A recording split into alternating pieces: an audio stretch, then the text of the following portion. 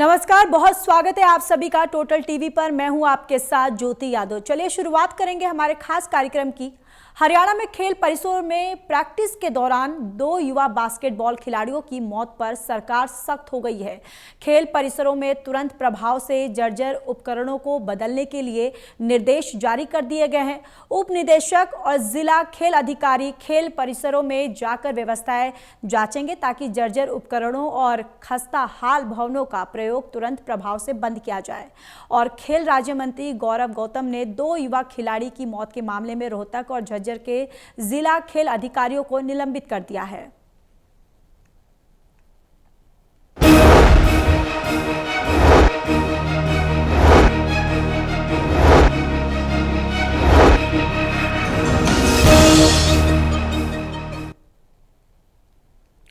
और इसी पर चर्चा करने के लिए हमारे साथ एसोसिएट एडिटर देवेंद्र कथुरिया भी जुड़ चुके हैं। Associate editor doctor Mahesh Kumar और वरिष्ठ पत्रकार वीरेंद्र सोनी हमारे साथ जुड़े हुए हैं।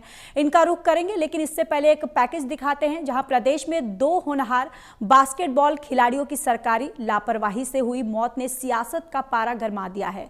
पारा इतना गरमा दिया है कि पंजाब के मुख्यमंत्री भगवंत मान भी हरियाणा आए और रोहतक के लाखन माजरा पहुंचकर खिलाड़ी हार्दिक राठी के परिजनों से गहरी सांत्वना जताई।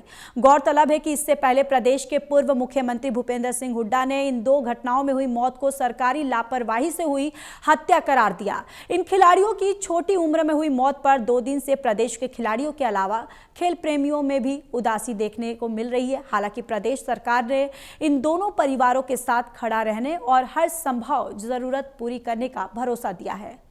तो वही आपको बताते चले कि जहां बृहस्पतिवार को प्रदेश के खेल मंत्री गौरव गौतम सांत्वना देने खिलाड़ियों के घर पहुंचे। रिपोर्ट देखिए।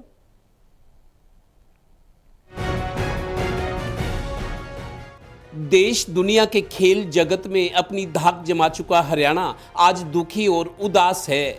जब कभी भी अपने देश में या देश से बाहर खेल प्रतियोगिता होती है तो ज़्यादातर मौक़ों पर हरियाणा के जांबाज खिलाड़ियों से बहुत उम्मीदें की जाती हैं कि वो मेडल लाएंगे।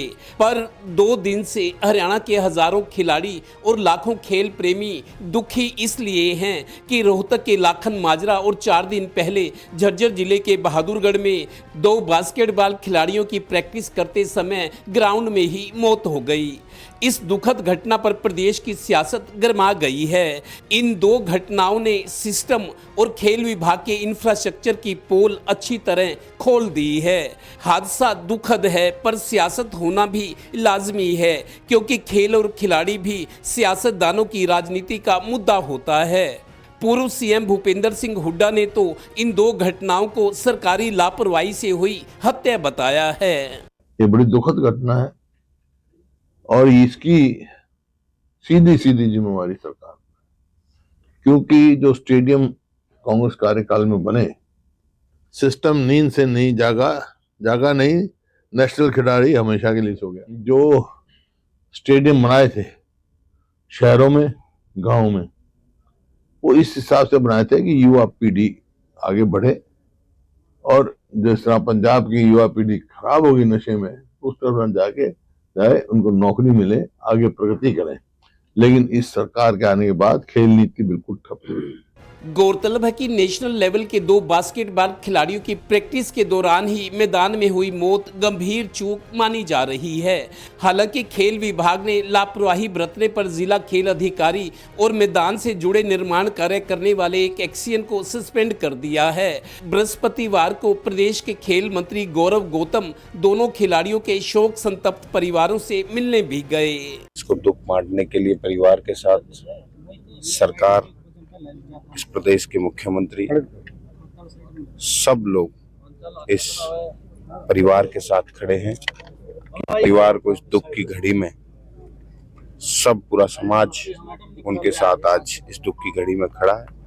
परिवार के साथ बात हुई है और जो भी परिवार सरकार से किसी भी प्रकार की मदद, चाहे वो आर्थिक मदद हो, सामाजिक मदद हो, या हार्दिक भाई जो हमारे बीच में अब नहीं है, उसके लिए उसकी याद में कुछ चीजें बनाना हो, चूँकि ये मामला खेल खिलाड़ी के अलावा सरकार और सियासत से जुड़ा भी है, सो नहले पर दहला मारते हुए पंजाब के सीएम भगवंत मान भी हरियाणा में इन खिलाड़ियों के घर शोक जताने पहुंचे। जाहिर है भगवंत मान हरियाणा आए तो मीडिया सामने मौजूद था। ऐसे स्पोर्ट्स इंफ्रास्ट्रक्चर अगर होगा तो फिर क्या होगा देश का।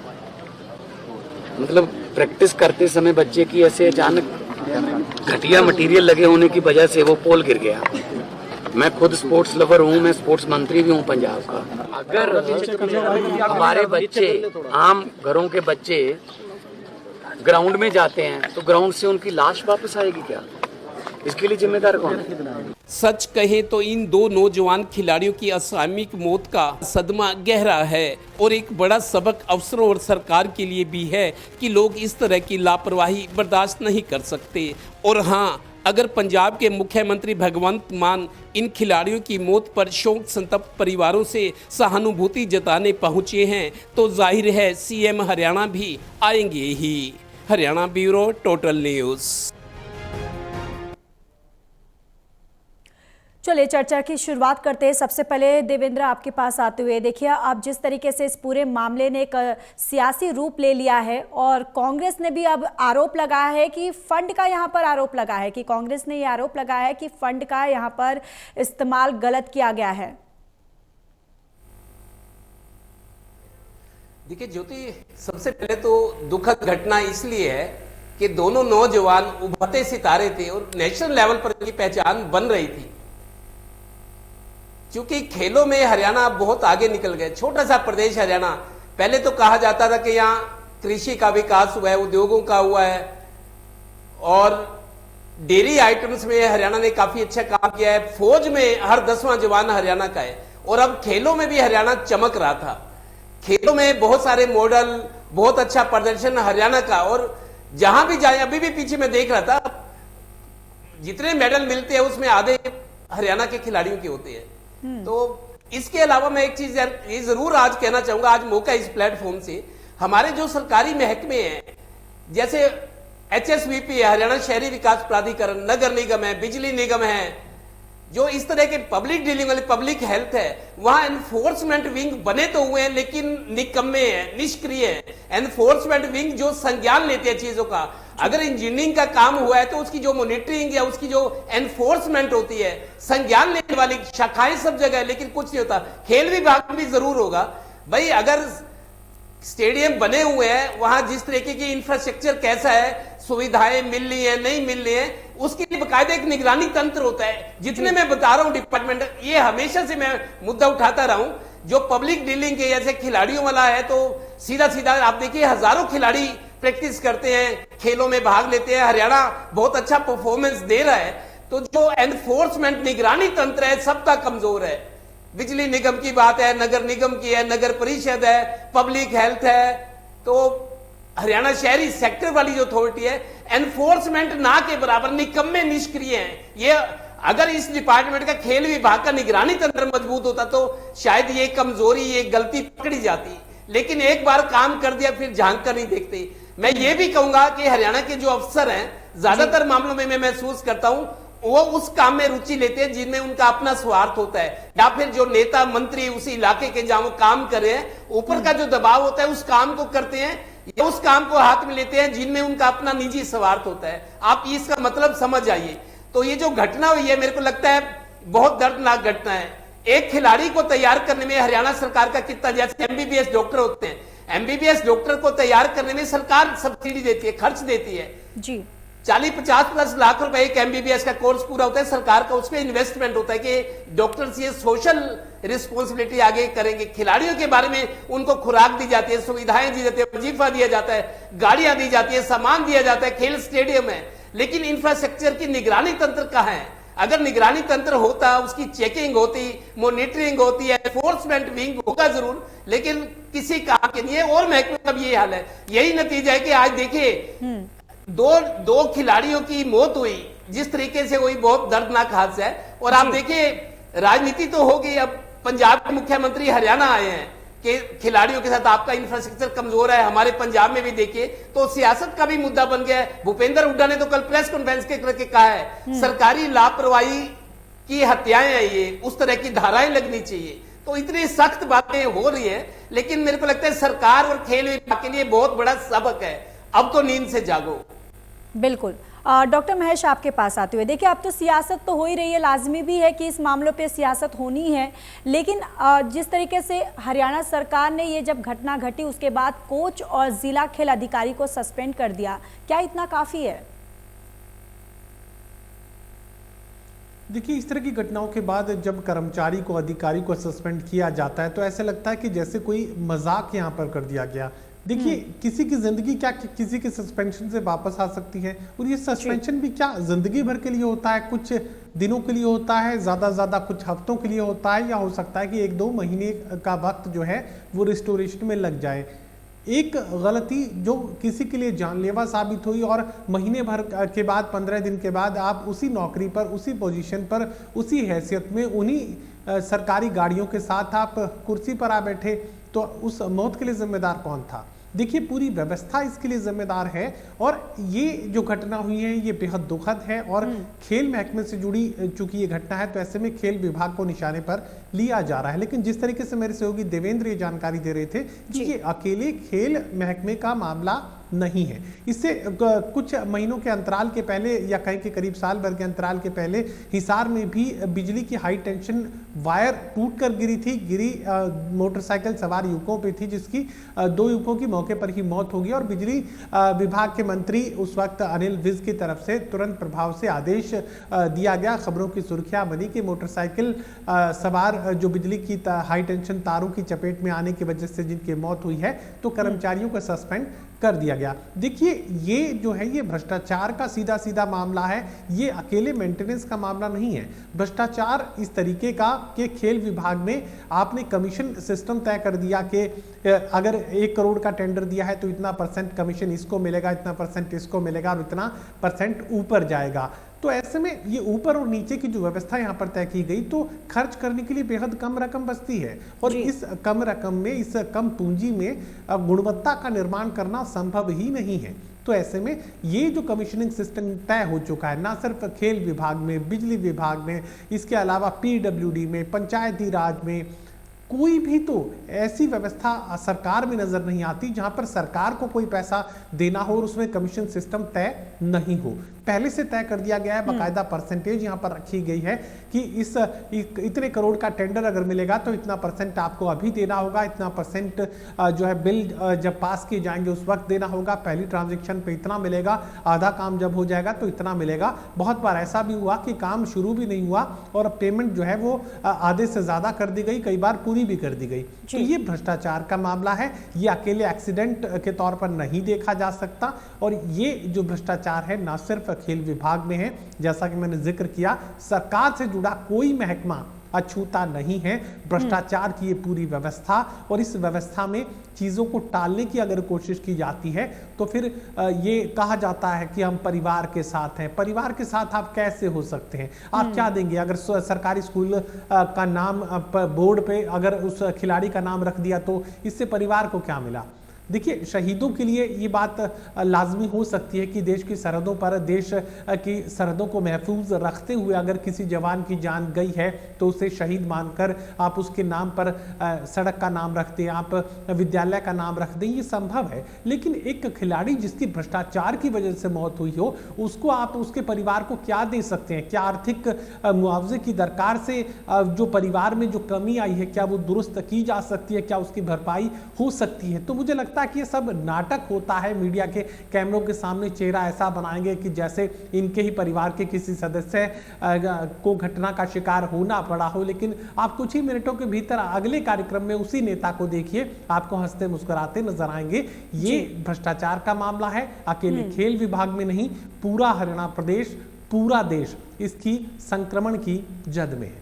बिल्कुल। चलिए वीरेंद्र सोनी जी, आपके पास आते हुए आप इस पूरे मामले को किस तरीके से देखते हैं? देखिए, मौत होती है, उसके बाद सरकार की तरफ से कहा जाता है जो कर्मचारी हैं उनको वहाँ से सस्पेंड किया जाता है। उसके बाद सरकार जो है वो कहती है इस पर कार्रवाई होगी, जांच होगा, जांच के आदेश दिए जाते हैं। जबकि ये पहला मामला नहीं है, जिस तरीके से देवेंद्र बता रहे हैं कि हिसार में भी हुआ है। क्या इतना ही काफ़ी है सरकार के प्रति जो जिम्मेदारी है?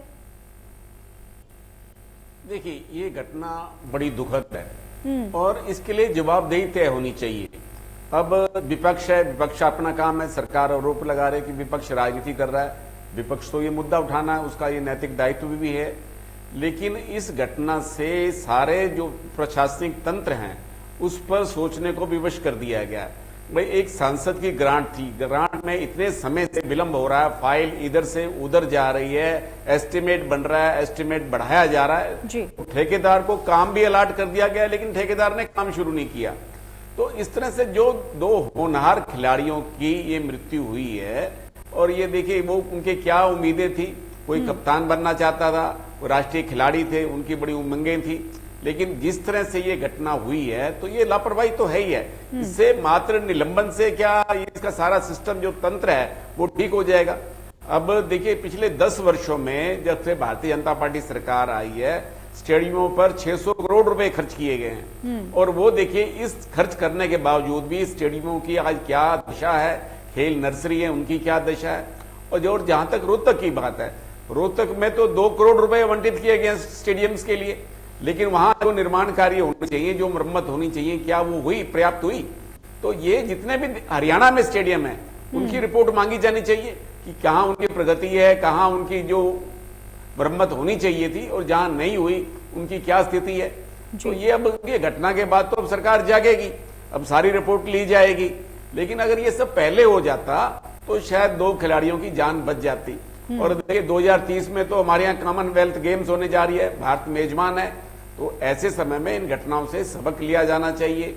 और ये देखिए कि राजनीतिक दृष्टिकोण से देखा जाए, भूपेंद्र सिंह हुड्डा अपनी बात कह रहे हैं, उनकी बात तर्कशील है जी। और जिस तरह पंजाब के मुख्यमंत्री मान कह रहे हैं, उनकी बात भी है। तो वो खेल मंत्री भी हैं, तो वो तो कह रहे हैं कि मेरे यहाँ के पंजाब के स्टेडियमों को भी केंद्र सरकार को जांच करानी चाहिए, स्थिति देखनी चाहिए। देखिए, खाली स्टेडियम नहीं, पार्क भी है, वहां भी जिम है, वहां पर झूले भी हैं, वहां ये देखिए, ये हादसा किसी के साथ भी हो सकता है। लेकिन अगर समय रहते इनकी जांच की जाए, जहां मरम्मत की आवश्यकता है वहां मरम्मत कराई जाए, तो इस तरह से देखिए फाइल लटके क्यों जाती हैं? एस्टिमेट बनके ठेकेदार को काम क्यों नहीं शुरू होता? ठेकेदार की अपनी मजबूरियां होती हैं, अधिकारी जो है उस पर अनावश्यक दबाव डालते हैं। ये एक तरह की प्रक्रिया है, सब इस प्रक्रिया को जानते हैं, भाई इस प्रक्रिया में क्या खामियां हैं। तो ये इस व्यवस्था में जो सुधार की आवश्यकता है, तो ये सरकार की इच्छा शक्ति होनी चाहिए।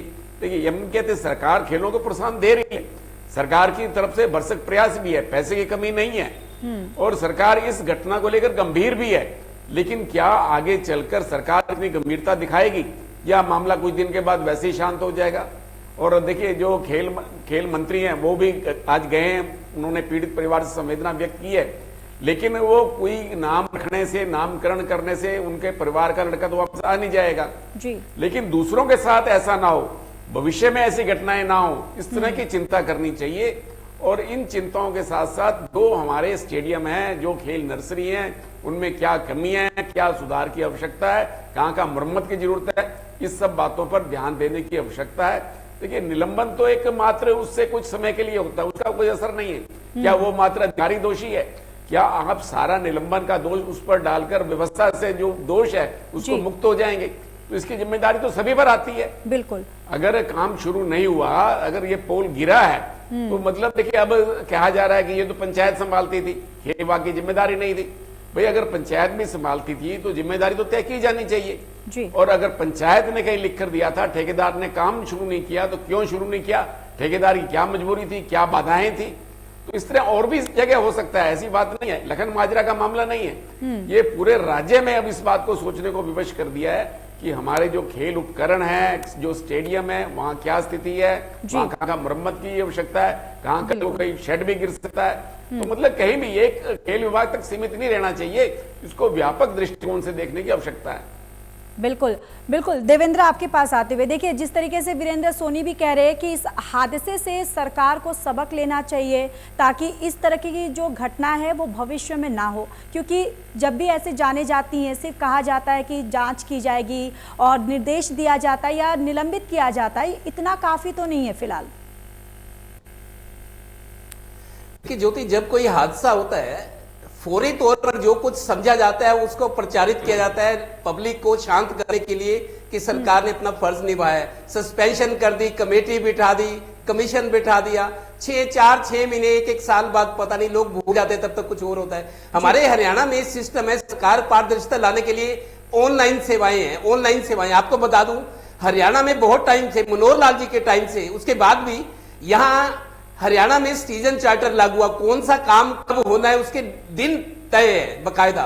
उसके बाद राइट टू सर्विस कमीशन बना। राइट टू सर्विस मतलब जो भी सरकारी सेवाएं हैं, टेक्निकल चीजों के लिए भी हैं, जो सरकारी सेवाएं कौन सा काम कितने दिन में होना है, अगर वो नहीं हुआ तो जवाबदेही बकायदा तय है। लेकिन मेरे को लगता है उसमें वो पारदर्शिता वाली आई नहीं है। राइट टू सर्विस एक्ट है, डीसी गुप्ता पहले कमीशन बना हुआ है कि अगर कोई सेवा आपको सरकारी विभाग से तय समय के अंदर नहीं मिली तो आप राइट टू सर्विस कमीशन में शिकायत कर सकते हैं। कुछ हुई भी है शिकायतें, लेकिन लोगों में जागरूकता नहीं है। कुछ इस तरह की कॉम्प्लिकेशंस है, कोई समझ नहीं पाता करे क्या। सीएम विंडो लगा देते हैं, समाधान शिविर लग रहे हैं, तो बहुत सारी चीजें हैं, अलग अलग प्लेटफॉर्म है, लेकिन जो पारदर्शिता, जो क्विकनेस, इंस्टेंट रिस्पॉन्स थी वो कम नजर आता है। आपको एक छोटा सा उदाहरण दूंगा, उसके बाद आप बोलना ज्योति। पानीपत में शिवाजी स्टेडियम में गोल्डन बॉय जो नीरज चोपड़ा है, Neeraj Chopra golden boy 8-9 international national medal जीते हैं उसने। उसकी शुरुआत पानीपत के शिवाजी स्टेडियम, मॉडल टाउन में शिवाजी स्टेडियम है, वीर शिवाजी के नाम से स्टेडियम, जहां से नीरज चोपड़ा प्रैक्टिस करके निकला, आज अंतरराष्ट्रीय स्तर पे कितने मेडल लाया वो। उसी स्टेडियम की बात कर रहा हूं। 2 महीने पहले हमने एक खबर दिखाई थी, एक मुकेश पहलवान है, सरपंच है पट्टी कल्याणा गांव के, उनके जिम्मे ये था कि अंडर 11 जो बच्चे थे उनके लिए 3 दिवसीय खेलों का था कि प्रैक्टिस करें स्टेडियम में आके, जहां बड़े बड़े पहलवान निकलते हैं, बड़े खिलाड़ी। तो वो लोग आए, उन्होंने फोन किया जी हम यहाँ पे आए हैं, कोई पूछने वाला नहीं। उन्होंने कमरे को ही ताला लगा हुआ है जहां सामान पड़ा था, तो ठीक है अंदर गए क्लर्क से, उन्होंने कहा जी, उसने कहा जी झाड़ू सफाई नहीं है, उन्होंने कहा जी सफाई हमारे पास कर्मचारी नहीं है, तो बच्चों से झाड़ू दिलवाया गया, बच्चों से झाड़ू दिलवाया गया, तब खेल शुरू हुए। ये है हाल स्टेडियम का पानीपत जैसे, जहां से नीरज चोपड़ा निकले। तो इंफ्रास्ट्रक्चर बहुत कमजोर है, सेवाएं बहुत पुअर है। बिल्कुल। चलिए, आप तीनों का बहुत बहुत धन्यवाद इस चर्चा में जुड़ने के लिए।